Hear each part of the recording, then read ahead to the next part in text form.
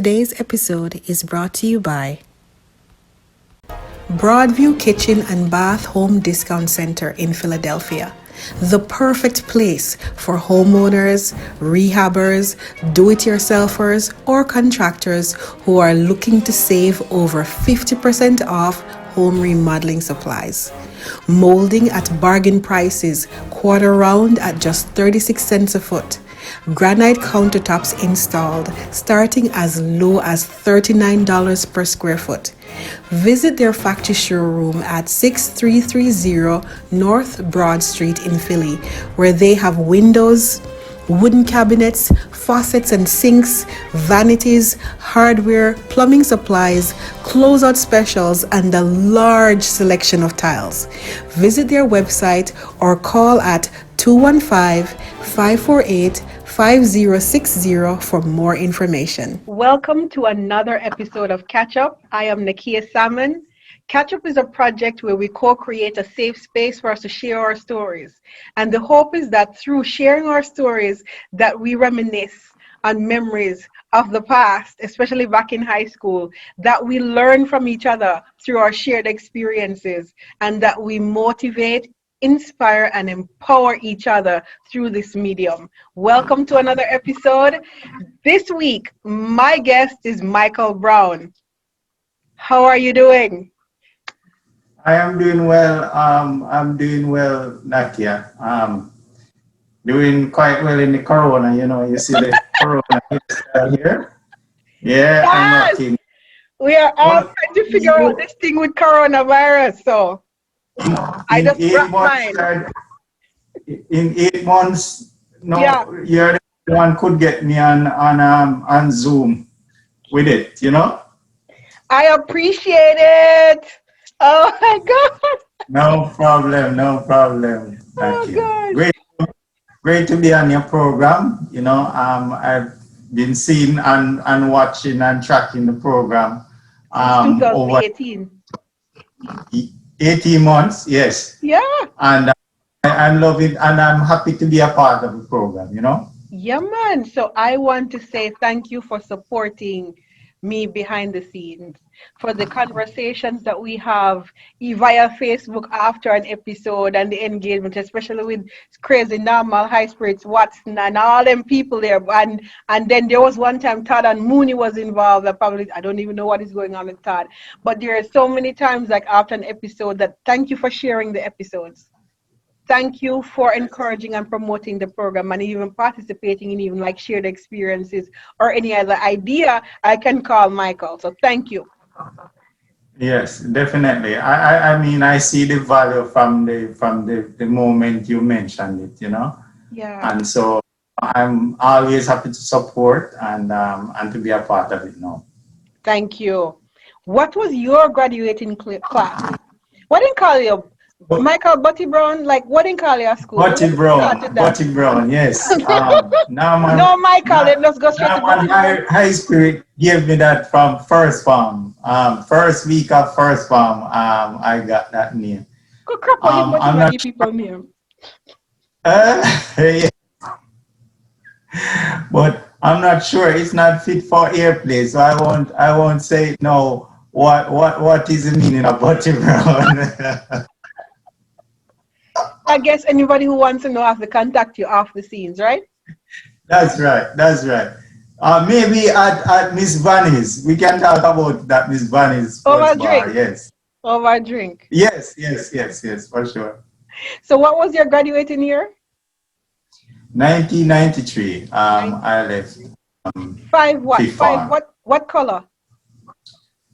You didn't have colors? Crimson. 5 crimson. 5 crimson. Yes, I think it is 5 crimson. I lost all my reports, so I have no idea. What is the location that you're currently? Where do you reside now? Which state? So right now I live in New Jersey, work in New York. Yeah. And been here now for 3 years. 4 years. So I made the transition a few years ago. So give everyone a high-level overview from 1993 graduating from Manning's up until now being in Jersey? High level using milestones. What have you been up to since you graduated?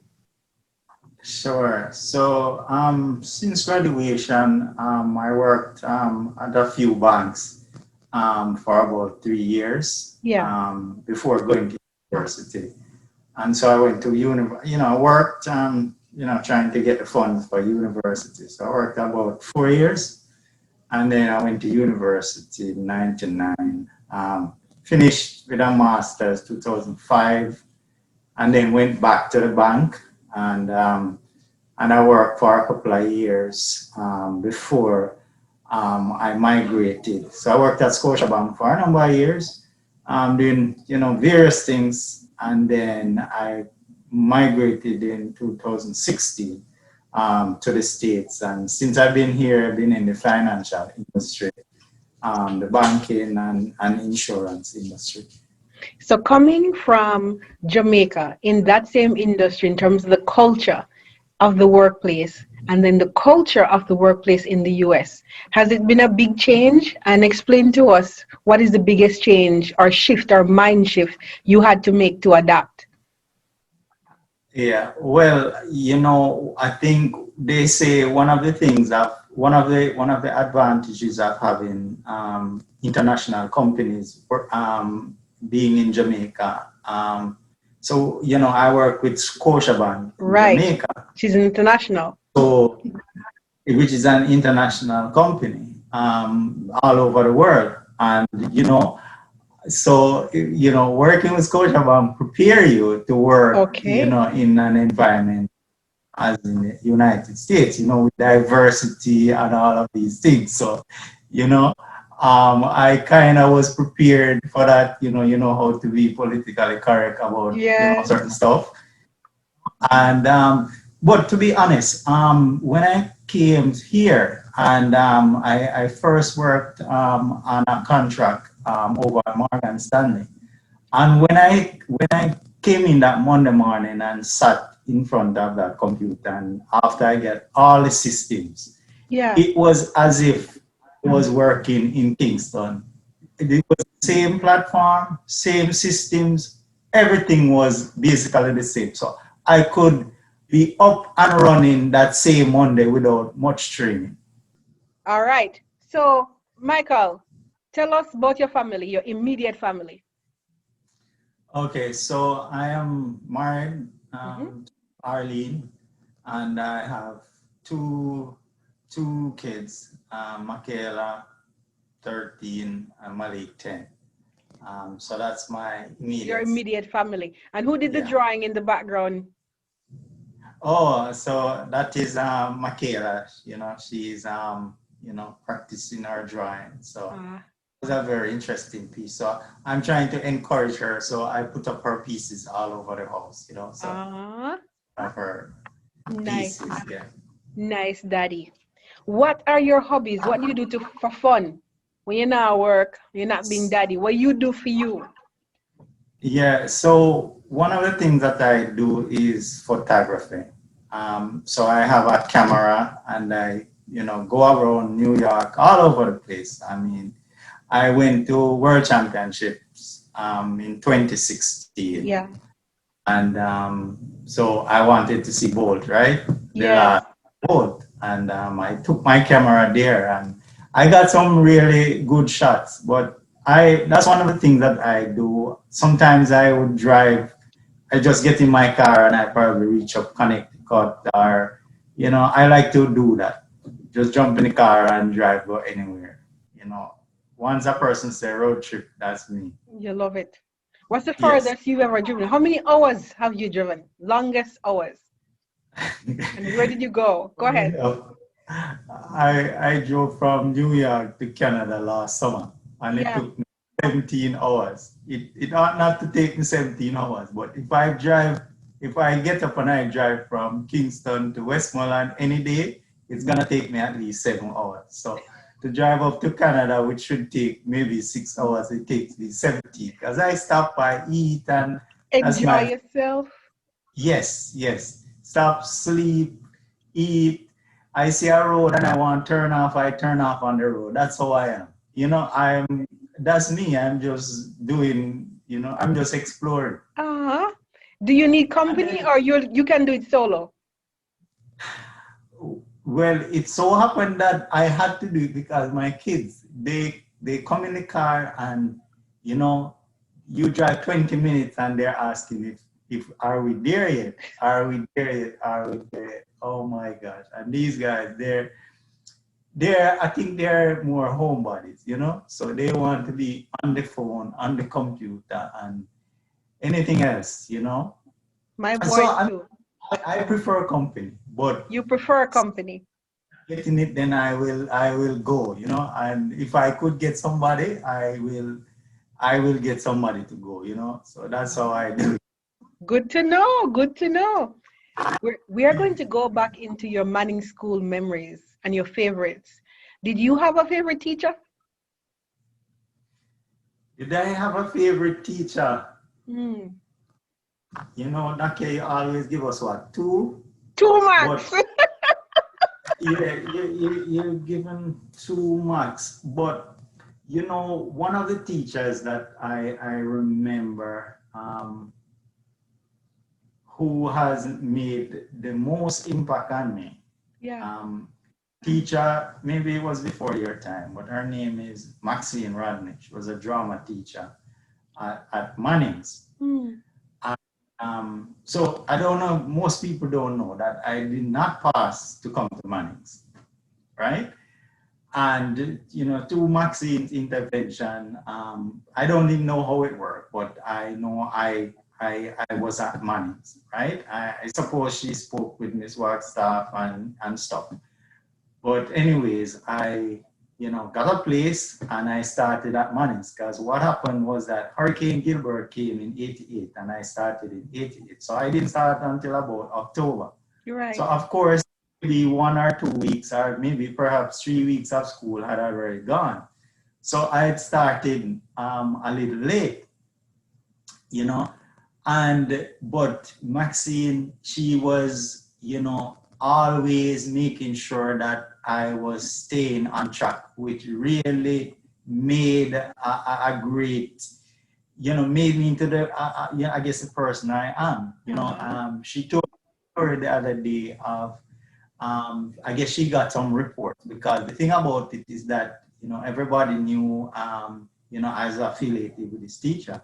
So I suppose some report came to her one day that, you know, Michael was, you know, not behaving, whatever. And she came one day and really gave it to me properly and really straightened me out. And it was good because, you know, from that day on, you know, I was on the right track. And I said to myself, you know, I used to say that, you know, I didn't, you know, pass my common entrance, you know, and, you know, that was a little struggle. So young, you know, you know, everybody say, boy, you know, you're a failure, this, that, and the Yep. other. And you say to yourself, you know what? I might, as I say, come in through the back door, but I'm gonna graduate through the front door, you know. And so I was determined that I am gonna, you know, do well at you know, at my CXCs and so on. You can't let her down. And Yeah. no, I couldn't let her down. No. And in the end, you know, I managed to finish with about 4 1s at the time and 3 2s. You Wow. know, so second subject that time was a good amount of Big subject that time, deal. you know. Yeah. Yeah, so I was really happy about that. Uh-huh. The other teacher that really made an impression was Miss Brown. So Yeah. Miss Brown was our PE teacher, you know, and I remember her taking in people, you know, from outside to come and talk to us, you know, as students, because, you know, some of us, by that time I was, you know, really on doing well, you know, from fourth form, because I came first in my class in fourth form, came first in my class in fifth form again, you know. So by that time I was really doing well, and you know, she would, give us a lot of encouragement, taking people to, talk to us, in terms of personal development and stuff.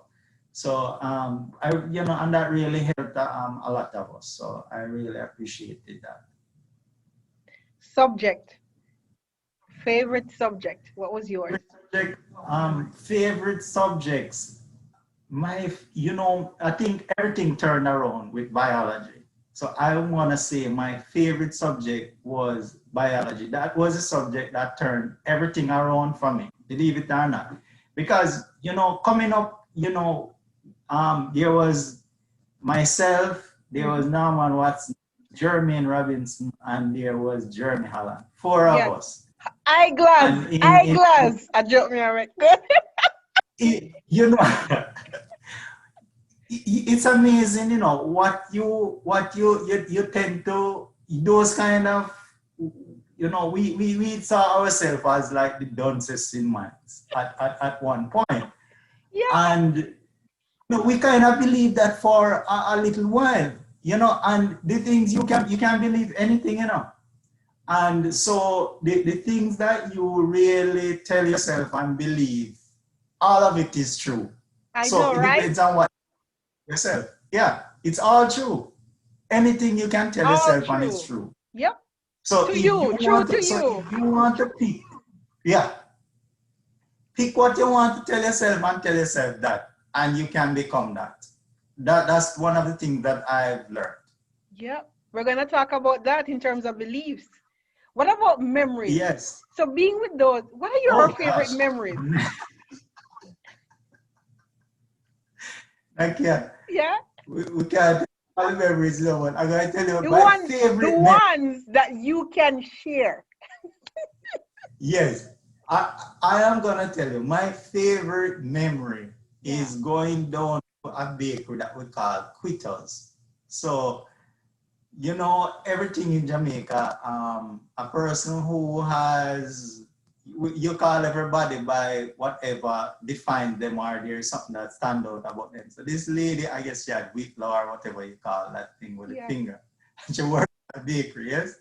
Yes. So we would go to that bakery. It was right in front of Hurry Hurry. That bakery right across from Hurry Hurry there. And we would go to that bakery every day to have cocoa bread and cheese and box drink. And every day we would go upon that flour bag. They had these, it's a bakery, of course. So they have the flour bag. So we would go and sit on top of the flour bags. But one of the things now was that there were two ladies selling there. And so there is always this scramble, who is gonna go in that line to be served by Quitter? And so sorry, did I leave out J-Ross? We call him Kanto. Yeah. Right? J-Ross is on Facebook. So he was one of the Quitterites, as we would call ourselves. So we would always go to that bakery every lunchtime, and we look forward to doing that every lunchtime, So that is one of the fun things that we did at Manning's every lunchtime at Quitterman. When you look back at your peers, your little circle, and where you are today in 2020, are you proud? Oh, tremendously proud about, how we've, everybody is doing their thing, and that is so, and that is testament to the Manning's, experience. We are all socially conscious, and I love the discussion that we have, and it doesn't matter, what party people are affiliated with. Yep. You learn to be a free thinker, to really think through issues, have those discussions. I remember the English classes that we have, and when I see the adults that we become, Manning's is really an experience that, I would have loved for my kids to have that type of experience. Indescribable, right? The relationships that we have built that have stood the test of time. It's extraordinary. Yes. All right. Yes. We talked about changes, right? And what you used to believe and stuff. So we're going to start with your personality, right? And we're going to talk about beliefs out of personality. But if you had to describe yourself back in high school, what words would come to mind to describe your personality? I think back then I was, unsure of myself. Yeah, I would say definitely lacking in confidence. Yeah. yeah, Well, quiet. yeah, I would say that, I back then it would have been nice if I had a little more confidence in myself, confidence in my abilities. I eventually got it, but it took some time, to really What do you get think? that.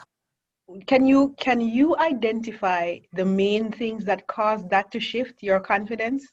Was it just time, or you can actually recall specific things or specific reasons why you're more confident today? I think what happened was that there were people around you, teachers, your parents, and just the community, Yeah. people who saw something in you and knew that you could be whatever you wanted to be, and as they would say, become something like so. You kind of, although I didn't have it within me, I saw that people were expecting things Uh, from me, and and then you had to eventually rise I kind of definitely I rose exactly. So to the that expectation expectations. is yes, yes. And I wanted to lift up to live up to that Expectation. expectation. You don't And want to let then them down. as I said to you, when I was in third farm, when I left third farm, I didn't pass biology. Maybe I got maybe 25%, right? But then when I reached fourth form, and one day I took that biology book, that book we usually Yes. get at 6. Yes. One of the things I was looking at was the bones in the body, Right. The skeleton. and diagram with all of the bones. And I sat one lunchtime and I was trying to memorize them, and I got about half of them. And the next day I went back again and I was studying and I was studying, and maybe by the fourth day or so I got all the bones in the body, and I'm saying, wow, if I could get that. Right. Let me go on to respiration. I go on to respiration. I did perspiration. I did, I just from chapter to chapter. And I was getting it. And I'm saying, wow, what? I'm not bad. And everything started with biology. I was able to do that. And I said, if I can do it with that, I I can can do this. do it. And then I said, I'm not too bad in accounting. I can do it in accounting. And then social studies, I'm saying, but social studies, I must can get a one in that, man. And I started, and so I tell everybody everything started with biology. Who was the And teacher? when you Miss Pringle Okay. was a teacher. Okay. So no, part of the challenge, I ask about teachers. Part of the challenge too, and the good thing was everybody was saying, boy, Michael, I want a one from you. You know, I didn't get the one from Miss Springer, I got a two in biology. That's But, still good. from where I was coming from, to eventually passing, as we would say that time, so so from that time, the confidence started to build, Yeah. and, it's all about in one place. And I always say that, you start with the simplest and you build your confidence until you go to the more complex, because the most complex problem in this world is built with simple problems. So it's simple problems that build up into complex things. So if you understand the simple, and when you get the complex and you can identify what you're looking at, what you're dealing with, you can handle it. So how, apart from being more confident now, what other words would you use to describe yourself today? I am more. I think I am more I would say I think I'm a little more, I think I'm a little more adventurous now. Yes. Mm-hmm. And I would try new things too. Okay. I kind of open my mind Yes. to new things, and always, knowing that, okay, you don't know, that you don't know, and that, you ask questions. I think one of the things that I've come to understand better now in life is that it's okay not to know, you know? Say it one more Um, time. Say it one more yes, time. it's okay. I always thought that I had to know. Yeah. No, I think nobody told me that it's okay not to know. And so Mm. ask questions, because it's better to ask a question now and be enlightened than to continue in your ignorance. Because sometimes you're there feeling that you know when you don't know.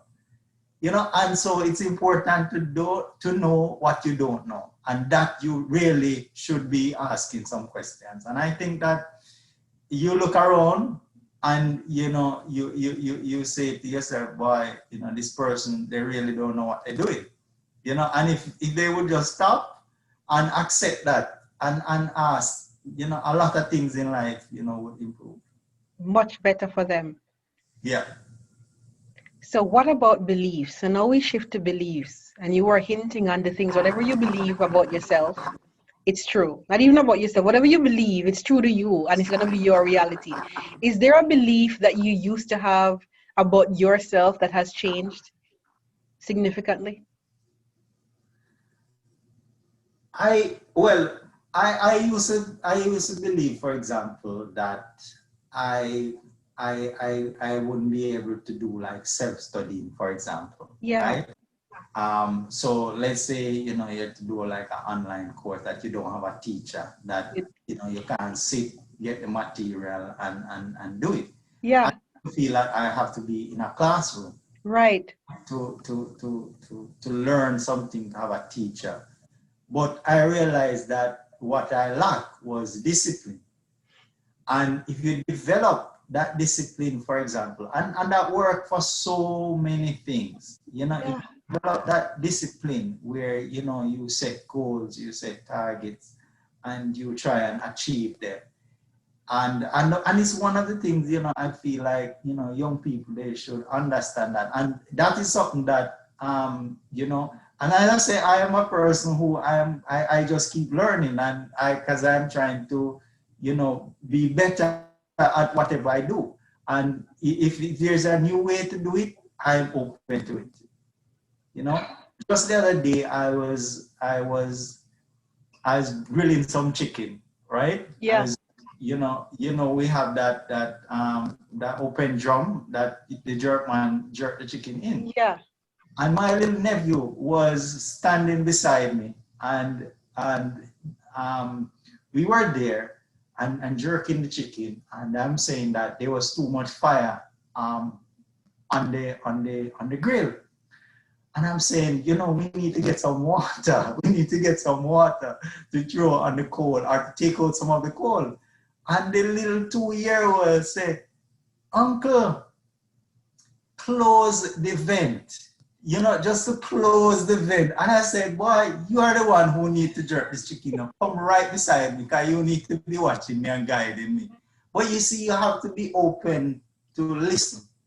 If you're prepared to listen, then you will learn a lot.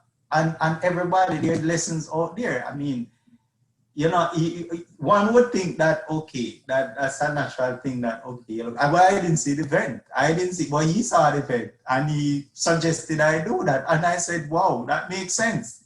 And I That makes sense. ran with it, and the chicken was good. So be open to learning from any source. Yes, If you listen and if you pay attention and if you're humble enough to take lessons from any yes, and everywhere. yes. Oh, that one, humility. Yes, Yep. I've learned so much of that, just to be humble. Yeah. The not the ego. You have to check the ego, and Balance. You that's have to that. balance. You have to balance. Yes, yes, yes. Definitely balance.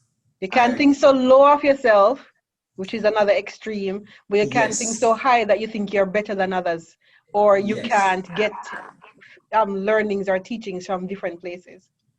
And so that is something else that I'm learning, that balance, whether you're Yeah.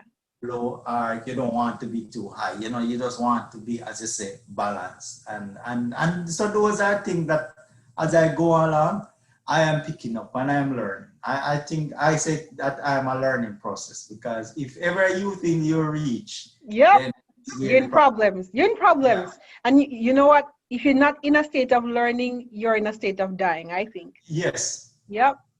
There's I regression. agree There's regression. 100%. People think that they stand still. I'm like, no, you're actually regressing. You don't even know that you are, right? Until you see yourself so far back. But you need to be in a you have to be a lifelong learner. Yes, we Yeah. talk about the growth mindset. Yes. That is very. I've embraced that whole concept of that growth mindset. Very important. Very Yeah, important. yeah. What advice would you give yourself back in 1993 if you had to talk to yourself today? What one advice would you tell yourself? I would say, listen to the people who believe in you. Believe in yourself too. You know, back yourself and believe that you can be anything you want to be. You know, Yeah. if my younger self, if I would tell my younger self that to do that, believe in yourself, and really you can do anything. You can really do anything you put your mind to. Because the mind is very powerful. Very powerful. So we shift into a serious topic of walking us through a very challenging season, one that pulled on you real hard. Walk us through that season and tell us what you learned about yourself. I think one of the more difficult seasons I've had was a time when I developed Bell's palsy. So what happened was one morning I was driving down to Westmoreland, Yeah. and I kind of felt a little pain, somewhere over my ears, and you know, but I didn't give it much thought. Anyways, by the time I reached Westmoreland, my mom was looking at me and she was saying, why your mouth looking like that? I'm saying, looking like what? And she was saying, boy, it looked a little lean. It looked like you're having a stroke. And I said, stroke? And anyways, we went down to Dr. Reddy, and when we went down to Dr. Reddy, he looked at it and he was saying, no, it's not that. They have their way and they look at it and they were saying it's not a stroke, you know. But anyways, so when I went back to Kingston, went to the doctor, and he gave me the diagnosis that it was Bell's palsy. But at that point, no, I was really in the back of my head, I was thinking, boy, whether this was really a stroke that I had, Yeah. and at my age, I was pretty young too, and just thinking about the kids, and you know let's say, because when something happens to you and you're not sure what is going to happen and what happens from here, you start to think all kind of things. But one of the things was, at the time, there was the pain and all of that you were going through, and you're just thinking about not being able to provide for them, and being ill, and but you realize that throughout all of that, you had support, support of the people around me. And throughout that, you say, boy, your health is your wealth, and you have to start to take better care of yourself. And so throughout that whole experience, that was one of the things that really struck me, that, you know, I really, because one of the things they were saying was, you know, possibly stress related, Yes. and so I said to myself that, wow, I need to start, you know, do things a little differently. And so that is definitely one of the things that I, Yes. throughout that whole experience, you know, and so I changed how I started to eat and just my whole environment, you know, trying to, you know, get that together. So definitely that was a very, you know, Scary. difficult. Yes, very scared, very Very scared. scary. Yeah. So from me, Michael, I had a very stressful job. In fact, most of my jobs are pretty, it's always a transformational job where something isn't where they want it to be and I have to move it to where it should be. And so it Yes. was very stressful, very draining. I was pregnant. Wow. I was pregnant, and I went like I had a high stressful job, and I packed and we jumped on a plane to a how much hour flight to England to go look for my mom.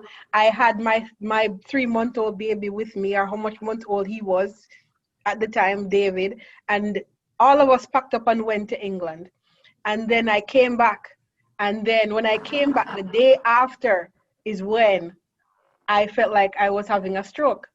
So the thing I Yes. thought about, I can't have a stroke while being pregnant. Then I have a newborn plus Joshua, because this was with my last child. So all the Yes. things that go through your mind Yes. and Yes. how things can shift in just like that. And you're Yes. all of it running through and you're like, I think I'm having a stroke. And I tell my husband, and I think something is wrong. And he's like, what are you talking about? Then as he sees it progress, he's like, we need to go to the emergency room. So when Yes. I went to the emergency room, I was there for a while. Because if you're not bleeding and have gunshot. Um, so I tell them the things, and then I was there for a while. And once they realized it's not stroke, then I had to wait for a while again to get the diagnosis. When they finally came and they said it's Bell's palsy, and I said, what is it? It's very mysterious. They can't tell you the source. Yes, can be Yes. related to temperature change or high stress. Yes. And then what can I do? And they said I can just do the different type of therapies, monitor my stress, and a whole bunch. Yes. And then, so going back even to work, even trying to talk, and I used to be like, guys, it's gonna be uncomfortable for you when I start talking, but you'll get used to it. Yeah. Just own it, even though you're self-conscious of it. Because, Yes. I had to tape up my mouth at night, I had to tape down my eyes, right? Yes. Because nothing can close. Yes. I can't even drink out of a straw because I have no suction. You know the thing? Yes. Yes. And Yes. everything just looks weird and lopsided. And then I Yeah. did the therapy. But what you are right in terms of the things that go through your mind. By the time you get to Bell's palsy, you're kind of relieved that it's just Bell's palsy. But then it Yes. puts you on your P's and Q's that literally could have been a stroke. It could have been so many things Yes. because Yes. of the stress in your life. Um, Yes. and then how you have to be dependent. So even when we were doing this thing, and I said, you know what, you are saying, do you have on your glasses and you want to put it on? I'm like, listen, I had to brave up myself even to do catch up because I'm like, my face has issues, especially when I laugh, and it's gonna look weird. And trying to get out of that self-consciousness is not easy. Yes. Yes. Yeah, Yes. it is not easy. Some people won't notice, but other people come and notice and ask me, like, are you okay? Something wrong? And another thing too is that I don't know, does it happen to you? Every time I eat, I cry. Does it happen to you? Oh Like yeah. I Yeah. cry. Yes. Yes. The thing about it too is that sometimes I'm crying and I don't even know that, and then, you know, so People ask you if you're okay. I have to have a mirror and check myself on these things. So. It happened to me one day. I was in a restaurant and I'm eating and I'm like eating and crying, and the waitress is like, "Ma'am, is everything okay? Is the food okay? Is something wrong?" She said, "I don't see you constantly like tears coming down your eyes and crying." And Yeah. and I said to myself, this is what I tell to myself. I said, I can speak. I can see. Yeah. I am fine because there's others without that capability. And these are the things that I still can do, and it's okay. Yes. And own it. Yes. Somebody asked me to say I had Bell's palsy and I'm Yeah. fine. I have to like Yeah. give them this feel. But it takes practice, even to this day, for me not to be self-conscious. And I'm sure it's the same Yes. for you, Yes. right? Yes. And you know, one of the things too that, you know, it taught me is that, you never know a person's story. You see a person, you never know the story. So, don't be quick to Judge. to judge and to, assume things about people. Some things just leave it alone, that's one of the things that I learned, because some people who I've known for years, and Yeah. they see me laugh, and they will come up to me and ask, Michael, is everything all right?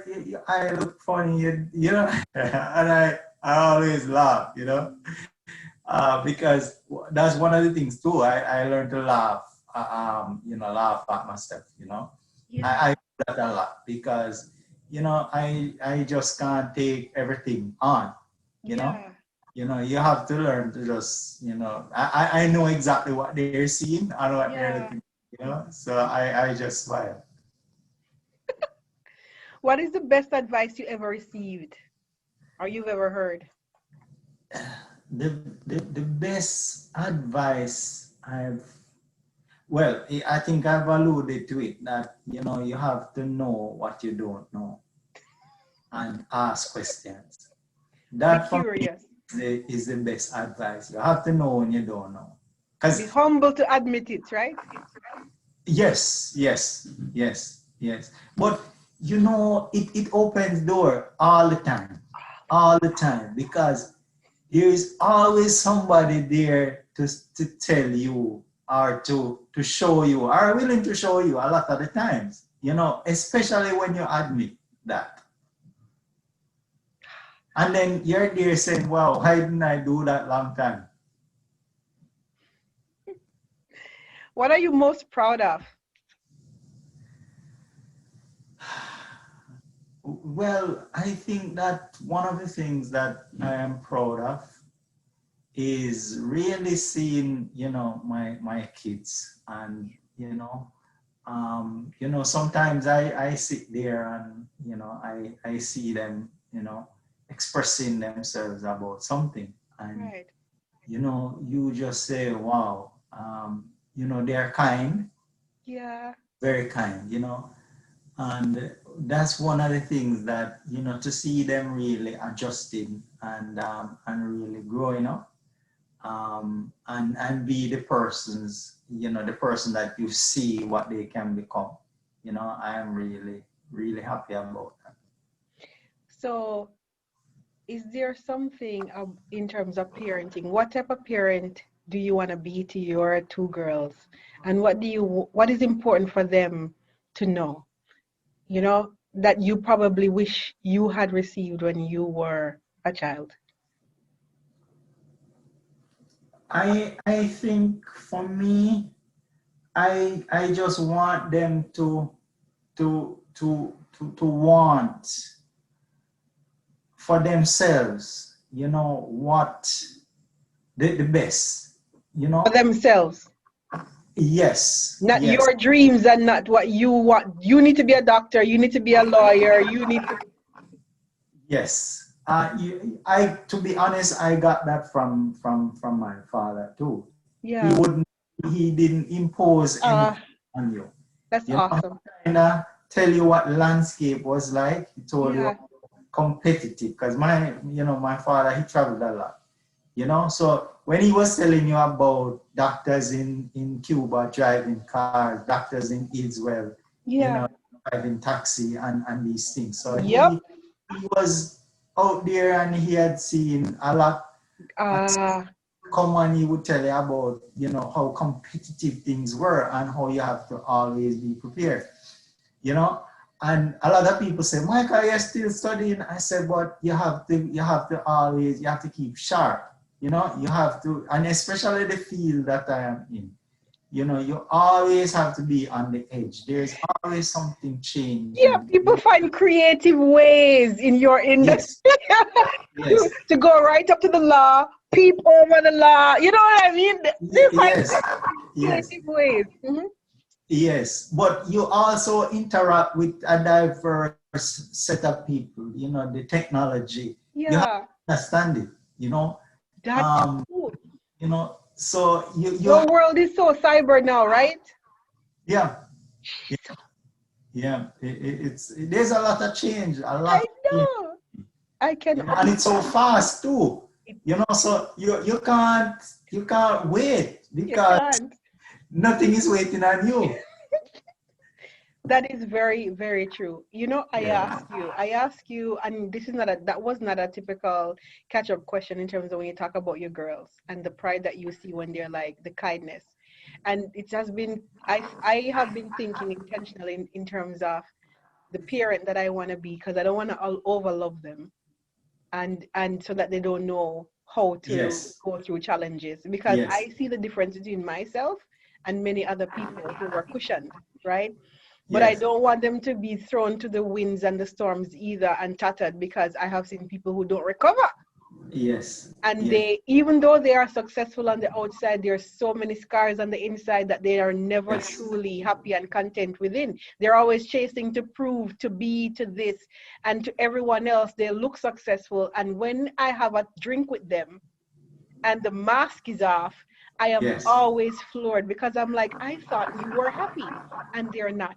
And Yes. everything Yes. stems from just not having a sense of who they are, acceptance and love of self and love of others because they don't know how, Yes. right? They just don't Yeah. know how. So they have all this money and all this thing and the status and the position, and inside they're a hot mess. I know Yes. a lot of them. So You're when just a I shell. so it's the balance for me with being a parent in terms of how do I let them know that they're valuable, that they're loved, but not Yes. cushion them so they don't build muscles of tenacity and resilience. Give them Yes. just enough space to fall down, Yes. right? Just enough space Yes. to fall down to get back up, but not too much that then just bloop, I'm shattered into pieces, right? Yes. And can't Yes. man up back. Yes. So Yes. that is my challenge being a parent. But one of the things, I mean, it's interesting that you say that, Yeah. you have to, one of the things, to be honest, one of the things that I do with them, like I never tell them not to touch the stove. I would never tell them not to touch the stove. I make them touch the stove. Yeah. And it's even when they were growing up, right? Yeah. You never need to tell them not to go in the road. I would need to tell them that I can play with them at the roadside and they won't go in the road Mm. because they know, they see exactly. I didn't have to tell them what could happen. They know, and from they were small. So that is kind of how I kind of You roll. have girls. I'm like saying, Well, what are you talking about right now? And I'm like, sorry, what's the difference? there's Oh, one I boy. have boys. No, they have one boy. I have one boy, You have and one boy. It's not two girls. no, Thank you it's for one. correcting me. Yeah, that's all right. But that boy, oh my gosh, the girl, Okay. the girl was. Oh, okay. All right. So you know what I'm talking about, though. When you said that they know, I'm like, my sons want to go find out. They want to test. They want to. And then I Yeah, have an autistic son. Forget about that. You know, he's like cute, super curious. But yes, but I get what you're saying, though. I do. What yeah. does success mean to you? Success for me, it means that I am I am in a place where I can help, my fellow, people in my community, people around me, and not necessarily financially, but being able to translate whatever it is that I have gained, to the In benefit knowledge. of those around me, whether through knowledge, whether through finances, how I can help somebody. For example, I have a friend, a couple of friends of mine that I've been able to pass some knowledge on to them, and they were able to go on to, get their homes, Yeah. people have got, their life together. For me, it is what I've done to help somebody else to move, whether it is my kids, whether it's my family, whether it's my friend. So for me, success is translating what I've gained Mm-hmm. into allowing other people to succeed and to grow and to thrive. So for me, that is ultimate success. So success is not so much what I have gained, but how I've translated and transformed and helped to build, somebody outside of myself. And that is success for me. All right. Thank you for that answer. Now we're going to dream together. We're going to dream, which is new to Catchup. So what is it that you are not doing today that you wish you were doing that would give you joy and you enjoy or you're passionate about? So, well, for me, one of the dreams that I have, and I think I sometime last year I've raised it with a couple of people, but when I was at Manning School, a breakfast program there at Manning School. And one of the things that I would love to see is a breakfast program, at Manning's, where, kids who might not, some of them come from far, very far to come to Manning School. And a lot of them would have left their home without breakfast in the morning. And it's something that I'm passionate about, that I would really love to, to see how I could be a part of something like a breakfast program, at Mines. And I've always, it's always been like something that is on my heart, that I would have to give back in this way. And so that is something that I am really, really, working on, Yeah. to see how I can use whatever it is I've gained to help, in that way. And that is something that is a dream of mine. And that is something that I'm constantly trying, working to see how I can make that come into being. All right. Now it's out there. Now it's the open. Consider that in order for that to come to life, you have to lead it. You have to own it. Yes. Just like any mother and her baby, it's your baby. Yes. No one else's. And sometimes the help that you think you're going to get from sources is not where you're going to get it. So always be open to be brave enough to share and ask when you're ready to start that journey. You never know. This is what I've learned. This is what I'm learning the hard way.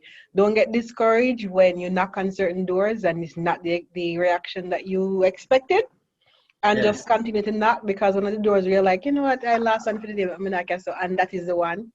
And it's not from where you expect. That is what I have learned. So I'm just sharing that with you. You have to own it. It's your baby.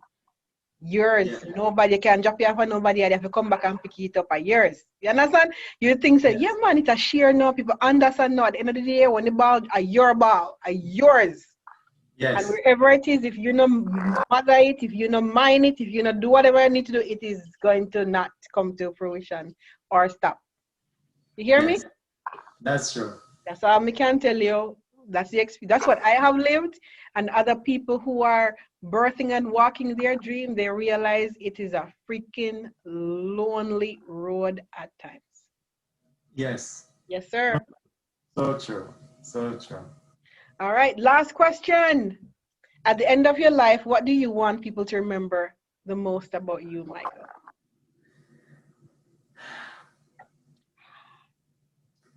What I would really want people to remember me, that I impacted them. Yeah. That for me is something that would make me feel good. Yeah. That I've been able to, in some way, impacted somebody else.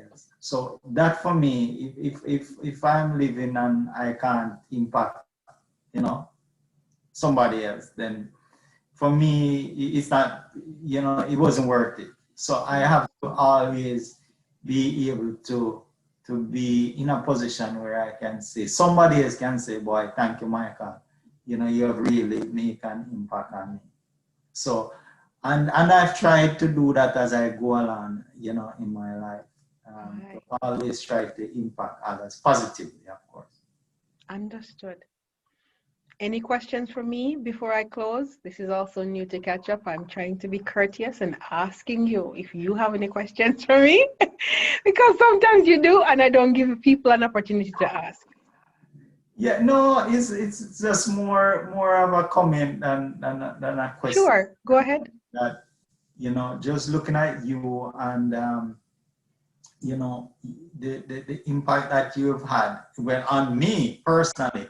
You are such a stellar role model, of a Manning student, a girl from Manning's coming into America and taking, as an engineer. I mean, I know that is not an easy feat, and in the kind of companies that you work in. You know what I mean? And the sector that you also work in. For me, you are such an inspiration to me personally, and I'm tough old turbid, you know? And so I just want to say how proud I am, of the job that you're doing with Catchup, and I'm hoping that I've seen, Manning students doing well. I'm hoping that this program will also go out, and a lot of the Manning students will look at it, because one of the things that I found when I was going to Manning's was one of the things that I saw that, I didn't hear of the Manning students who were doing, who were judges, who were engineers. At that time, we didn't have, Manning student coming back and we're saying, okay, this one is a doctor, this one is a lawyer, this one is an engineer. Sometimes when I, later on in life, I saw, I hear that, this judge or this police person or this person was a Manning student. And I'm saying, then how comes I didn't know about these people when I was going to Manning's, And so that time you could have this dream that this person walked through the same hallways that I'm walking through now.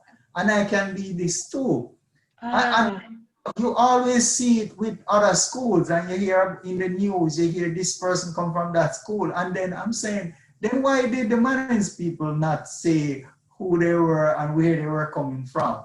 And I think that is something that really can impact the students who are there now, because they really look up. They want to see somebody that they can relate to. And so one of the things too, I'm hoping that, they can have like a homecoming. I'm not sure if they have it at Manning's. Yeah. At least the past student can come back and they can mix with the students who are there now. And they can say, this is Nackia, she's an engineer in GE. You know what I mean? They can see exactly that this person here, and you have, you talk to them, you talk to the student, they interact with you, you tell them about how your journey and how you reach there, to let them know that, okay, not everything is a straight line, there are twists, there are turns, but there are ways that they too, they might not see. To be honest, when I started university or before I went there, I never even think that, okay, I could really go up to the master's level. I didn't think that, I could reach that far. But you realize you as you start the journey, one of the things that I say is that everything you have to just start, because you never know how it will turn out. But there's no way you can know how it will turn out if you sit and never start, because guess what? Somebody might see you and come and help you, right? They might even see you fall down and they come and they help you pick up. But if you never start, then you're not out there. You have to put yourself out there. So one of the things I would really love to see them have something like a homecoming where, we as, people who have gone, we can sit there, you have I am an accountant. How did I become an accountant? What was my path? What was my route? I know they have careers day and so on, and people come in, but, for me, to have that environment like a homecoming where, you interact with the students and they interact with the past student, all these successful people, Yeah. That I would really love to see. Another dream. Yes. Thank you for your words, your kind words of encouragement and motivation. So thank you. And you don't have to ask me a question. I just ask out of courtesy. So you're good. Yes. Michael, thank you for being a guest on this project. And I have many, many, many, many dreams. Catchup is just one that I want to start and be consistent and have a cadence with. And it will also help us to reconnect and share what we want to do and our desires as well, and see where there are synergies across the alumni population. You never know, right? So I hope that the impact of this goes way beyond this session, this episode, or even online, that there's even much more that is done outside of YouTube and outside of Facebook in terms of reconnecting with people. Yes. Yeah, that is my hope. Thank you so much for inviting me. You're welcome. With that, I'm going to close. Thank you. I'm going to close by bigging up the really, really Bagger Eyeglass crew.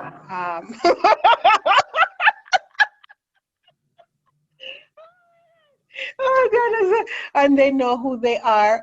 Michael's friends and crew and peer par in peas. We are proud of you, just so you know. And for other members of the group that have not participated in Catch-Up, we had Germs and Dutch Emperor, and then we had Mr. Norman, High Spirits Watson, Proper. But yes, so please, you are welcome to come on anytime. Anytime, just reach out to me. Thank you for joining us for another episode of Catch Up. I hope you enjoyed this episode, that you also learned something new about Michael, or it caused you to look at things a little bit different. Please like our videos, share our videos, subscribe to our YouTube channel to keep up with our weekly episodes, and have an absolutely fantastic week. Bye-bye. All right. Take care.